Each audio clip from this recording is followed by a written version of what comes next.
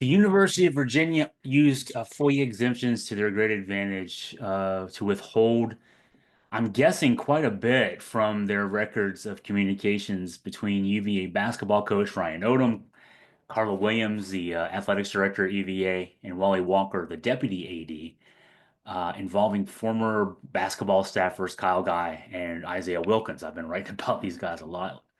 Um, Here's a quote from the email I got back from the FOIA folks under FOIA.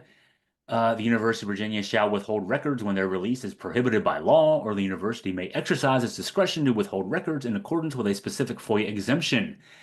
And the University of Virginia applied personnel information exemptions, personal contact information exemption. That's fine. I mean, so what they screwed up doing though is they did give me one email. They could have just redacted everything, I suppose, because that's what when you deal with public records requests, the good stuff gets withheld. I mean, that's just my experience has been. And then it's on to you to take on the people on the other side of the court and take them to court, and the deck is stacked against you there. I mean, it's not like you never win those cases, but it's rare. It's so rare that the exceptions prove the rule. But the one email I did get in response, I hinted to this, was from the associate head coach, Griff Aldrich, and it contained a couple of interesting nuggets that I need to share. One per the email, which was addressed to Carla Williams and dated March 25th, 3 days after Odom was hired. Aldrich indicated that Odom had been asked to adjust salaries for his staff to save money.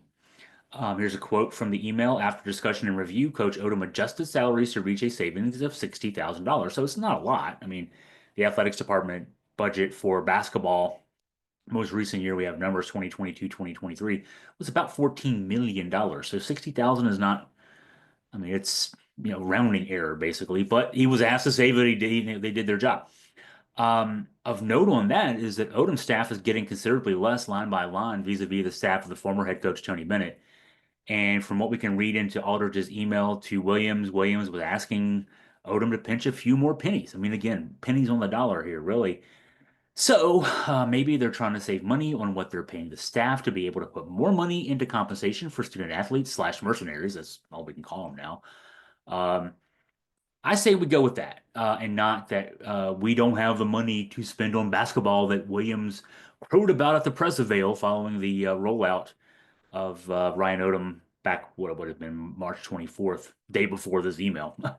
Okay, so the second thing in this email then, Alders indicated that positions for Guy and Wilkins were, quote, not incorporated into our calculations, a point that was reinforced in a spreadsheet that was attached to that email that pretty much laid out all the hires that were in the works that have been since done.